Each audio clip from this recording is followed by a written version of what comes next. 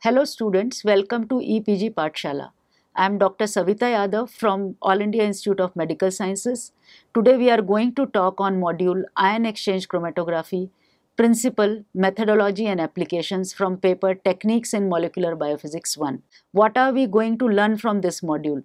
We are going to learn theory of ion exchange chromatography, then what are the types of ion exchange chromatography, and cation exchange and anion exchange media available commercially. How will you pack the column? What is the procedure of ion exchange chromatography? Factors affecting the ion exchange chromatography, and what are the applications of ion exchange chromatography? Now, what is ion exchange chromatography? Ion exchange chromatography involves the separation of polar molecules, ions, based on their charge. This separation techniques can be used to purify any kind of charged molecule ranging from small nucleotide to macromolecules such as proteins. The ionic functional group in the stationary phase interact with the analyte of the opposite charge. Based on the charge of analyte to be exchanged, ion exchange chromatography can be subdivided as cation exchange chromatography and anion exchange chromatography. The stationary phase of cation exchange chromatography contain negatively charged functional group which retain positively charged ion, while stationary phase of anion exchange contain positively charged functional groups and they retain negatively charged analytes. Ion exchange chromatography is a valuable method due to its mild separation condition, low cost, high capacity, high resolving power, and wide range of applicability. Now, what is the history of ion exchange chromatography? Ion exchange chromatography reports back to 1850. The adsorption of ammonium ion to soils was studied by Thomson at that time. However, the first practical description was given by Spedding and Powell in 1947. They gave a thorough description of preparative separation of rare earths by displacement ion exchange chromatography. The method was further developed in early 1950s when Cross and Lenser reported several analytical methods for separation of metal ions such as fluoride, chloride, nitrate or sulfate complexes by ion exchange chromatography. Ion exchange separation method for proteins was reported by Peterson and Sober for the first time in 1956, but the present form of ion exchange chromatography was begun by Small, Stevens and Baumann in 1975. So what is the principle of ion exchange chromatography? Ion exchange chromatography utilizes charge-charge interaction between the analytes present in the sample. The charge of the functional groups immobilized on the stationary phase, which is a resin. The ion exchange chromatography can be further divided into cation exchange chromatography and anion exchange chromatography. In cation exchange chromatography, positively charged analytes bind to the negatively charged resin, while in case of anion exchange chromatography, negatively charged analytes bind to the positively charged resins. The bound analytes can be eluted by increasing the ionic strength or by changing the pH of the eluting buffer. Ion exchange chromatography can be divided into cation exchange and anion exchange chromatography. In anion exchange chromatography, the resin is positively charged and the analytes which are to be separated are negatively charged. While in case of cation exchange chromatography, the resin is negatively charged and the molecules which are to be separated are positively charged. So bound analytes from this anion and cation exchange chromatography can be eluted by changing the ionic strength or by changing the pH of the eluting buffer.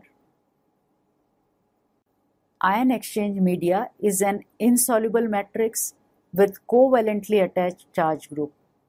Cation exchange resins are negatively charged exchangers which bind to positively charged ions, cations. On the other hand, anion exchange resins are positively charged and they bind or exchange negatively charged anions. As we know that N-terminal amino and C-terminal carboxyl group as well as side chain of the amino acid residues of proteins are ionizable, thus proteins are charged molecules. This property of protein is used in ion exchange chromatography to separate different proteins. There are several cation exchange and anion exchange media which are available commercially for purification of charged analytes. Ion exchange resins can either be strong or weak. A strong ion exchange resin is charged over a wide range of pH, while a weak ion exchange resin is ionized over a narrow pH range. The charged functional group may be cross-linked to polystyrene, Sephadex, saccharose, cellulose, or polyacrylic beads.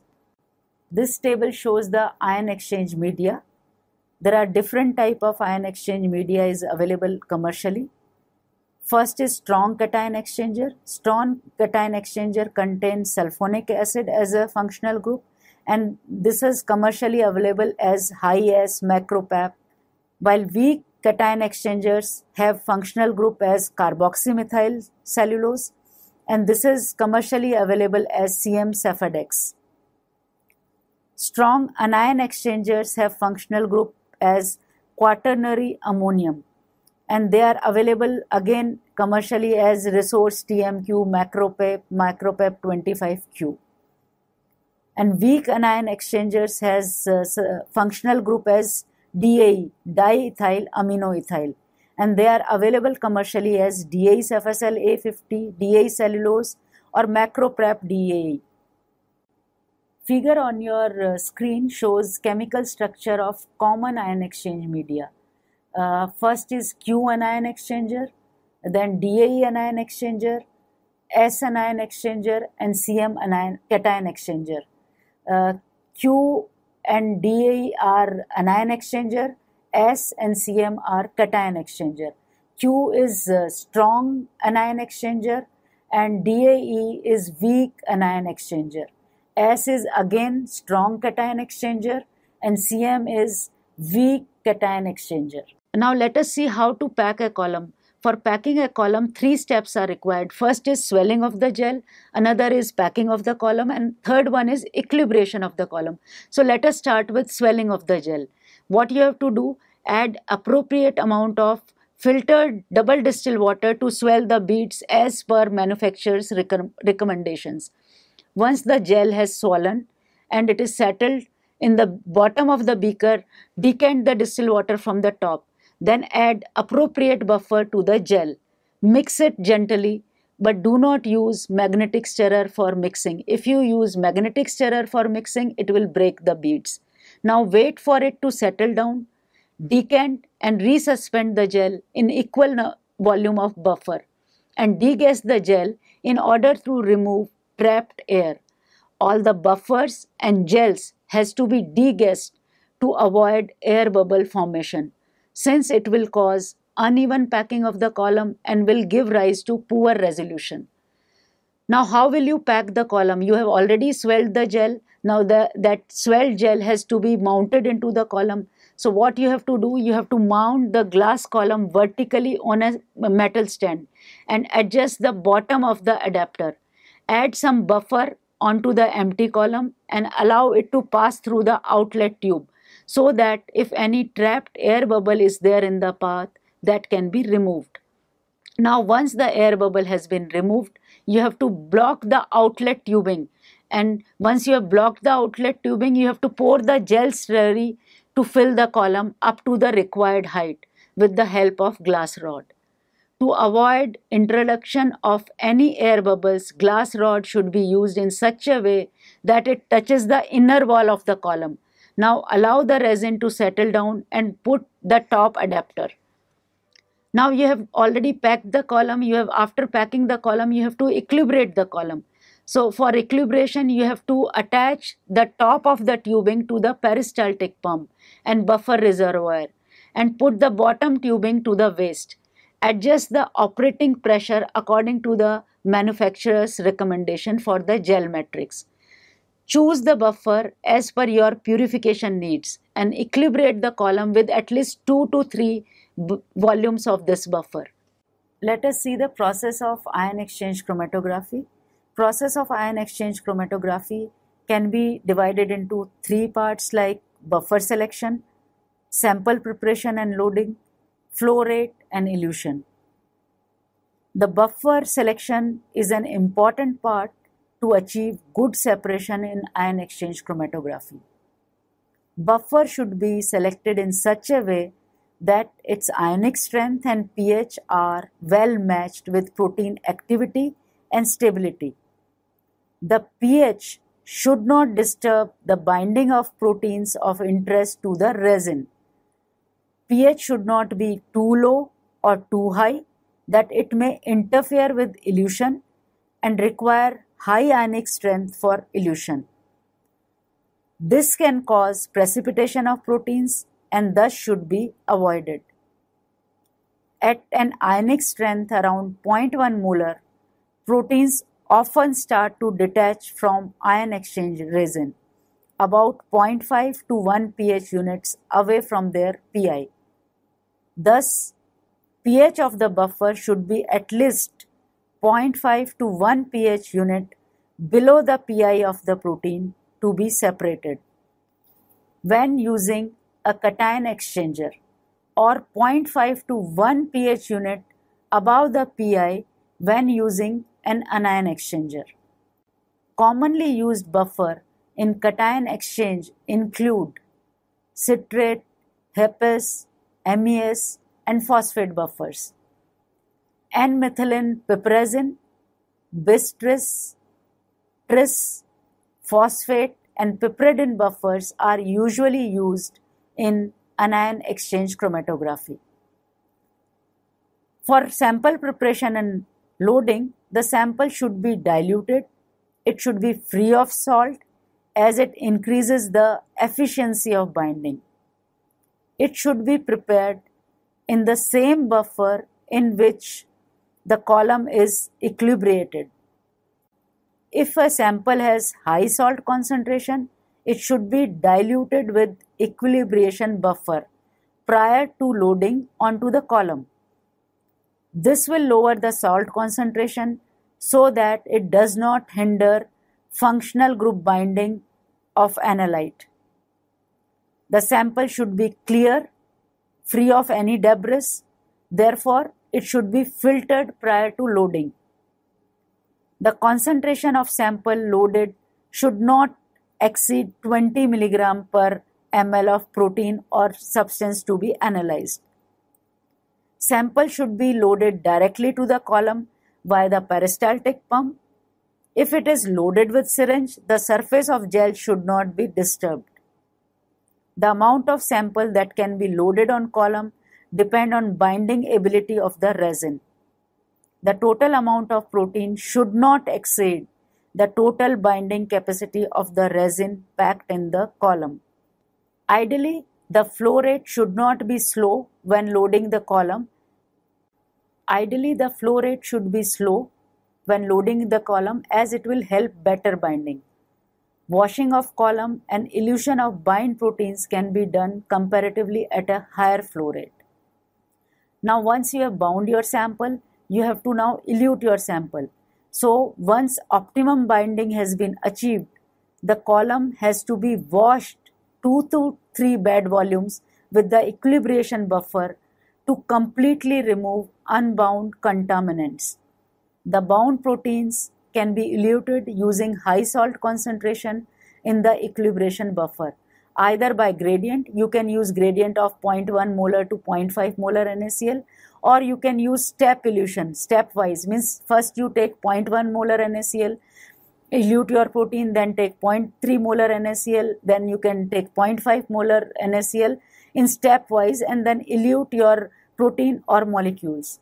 The elution with long range gradients result in maximum separation between peaks. However, separation time increases and peaks are broader. In case of elution with steep gradients, separations are faster with sharp peaks.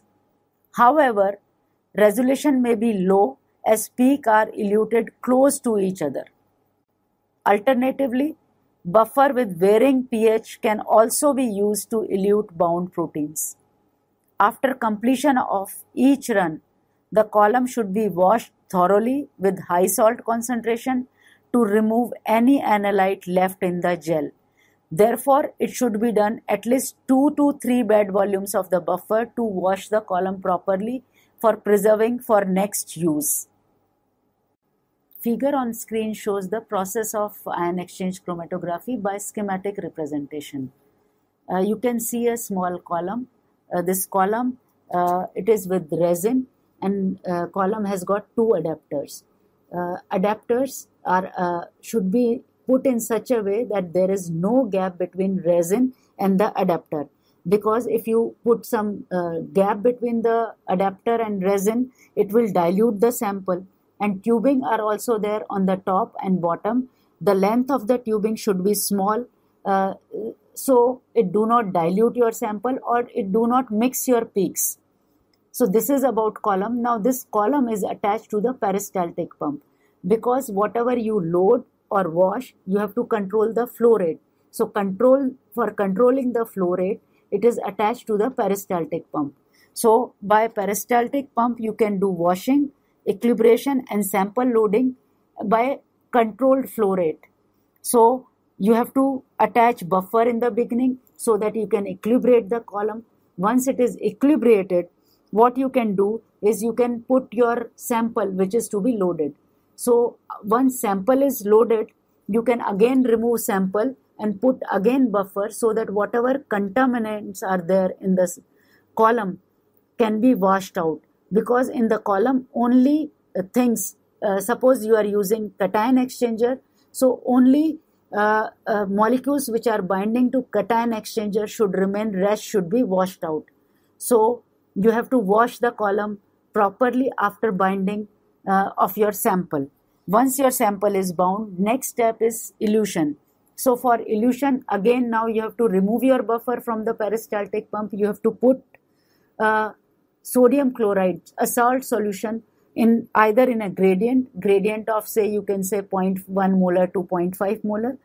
So in gradient, suppose you start getting a peak at 0.2 molar. So what will happen if you start getting a peak at 0.2 molar and gradient will increase on its own. So there will be a mixing of peak because system doesn't know that peak is coming at 0.2 molar.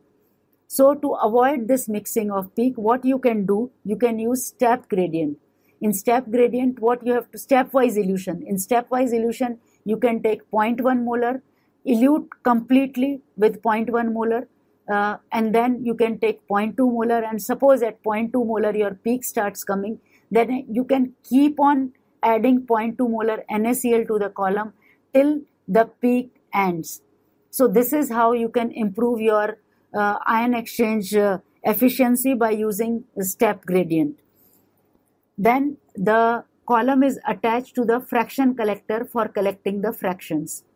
This fraction collector is attached to the detector, and if you do not have detector, what you can do, whatever fractions you have collected can be measured at 280 nanometer to see proteins, and those proteins can be detected over there and by spectrophotometrically, and you can draw a graph or a peak, that where your peaks are coming. You can draw a graph of elution profile and see where your peaks are coming, and you can that is how you can purify your sample by ion exchange chromatography. What are the factors which affect ion exchange chromatography? The first factor is media. Media affects ion exchange chromatography. You have to choose cation exchange or anion exchange media in such a way that it separates your substance of interest. So properties of analytes to be separated should be studied thoroughly before choosing the media. Whether you want a strong cation exchanger or a weak cation exchanger or a strong anion exchanger or a weak anion exchanger. Similarly, composition of buffer is also important. The buffer which you have chosen should be such that your substance of interest is stable in that buffer, and it should allow binding of analyte to the resin. It should not be like that it is so high that binding of analyte is not happening to the resin. So that should be taken care. Sample preparation is also important. Volume, it should not be very concentrated. If you are using very concentrated sample preparation, it might get precipitated, and if it is very concentrated, it may not bind properly to the resin. So you have to dilute your sample, and sample should not have any salt. If it has got salt, what will happen? Salt will not allow your substance to bind to the resin, since it is separating on the basis of charges. So sample should not have salt in the beginning. And even if you want to add salt for, say, to reduce some interaction, very low quantity of salt should be used in case of sample. Sample should be loaded in such a way that it should not disturb the gel surface if you are loading the sample manually. And if you are loading the sample by automatic or by auto injector, then there is no problem. But if you are loading it manually onto an ion exchange column, you should see that sample should be loaded in such a way that gel surface is not disturbed.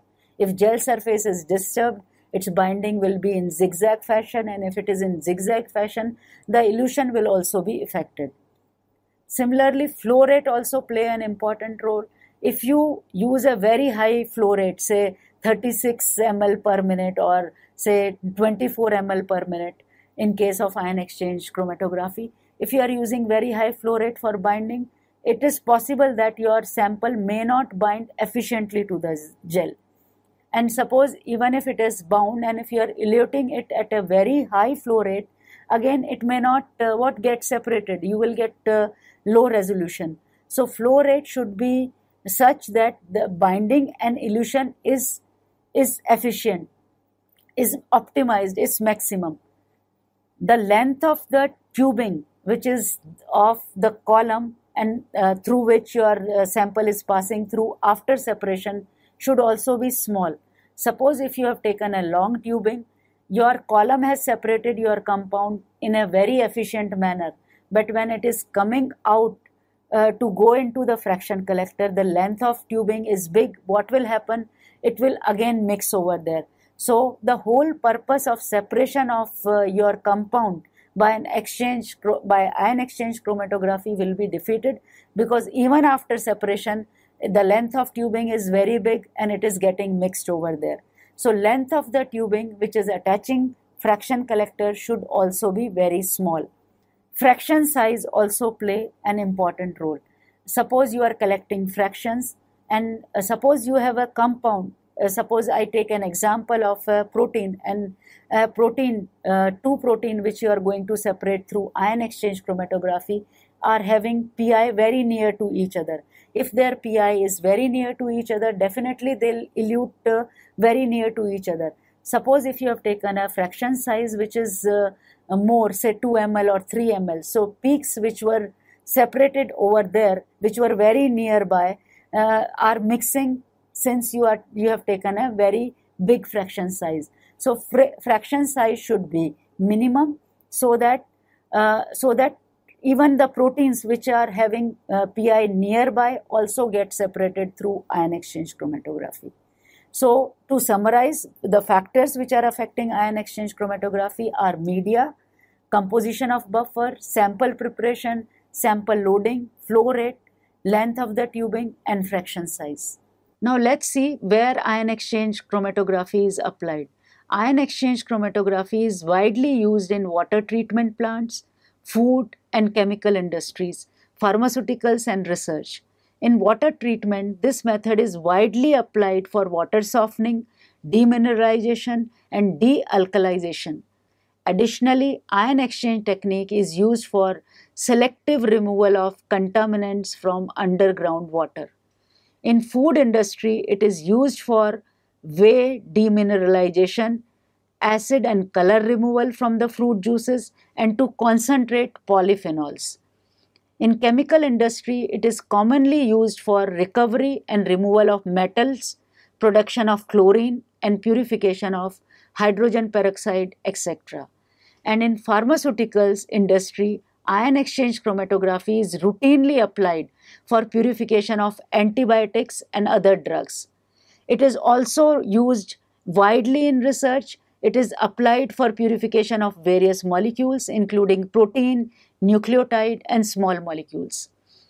Now, what are the factors which affect ion exchange chromatography, and what precautions we should take while performing an ion exchange chromatography? First is the selection of appropriate media is essential. It should be selected according to pI and other chemical properties of the molecules to be separated. The column length should be less and diameter should be more for better separation result. Flow rate should be appropriate. It should be such that it should not be much slow to allow diffusion of the sample or very fast, resulting into mixing of the peak, thus causing poor resolution. Sample should be soluble. If it is not soluble, it will clog your column, so it should not precipitate. It should be soluble before loading. Sample should be prepared in the same buffer with which column has been equilibrated. Another important factor is you should avoid air bubble in the resin, as they might disturb the separation. The tubing length, which is there on the top or below, the tubing length should be less to avoid mixing of separating analytes. Now, so students, let us summarize what we have learned from this module. Ion exchange chromatography is used to separate macromolecules on the basis of their charge. It can be subdivided into cation exchange and anion exchange depending on type of analyte they exchange. Wide range of weak and strong anion and cation exchange media are available to choose from as per one's need. Factors that affect separation and resolution may include buffer, media, flow rate, so on and so forth. The ion exchange chromatography is commonly applied in water treatment plant, food, chemical industry, pharmaceuticals, and research.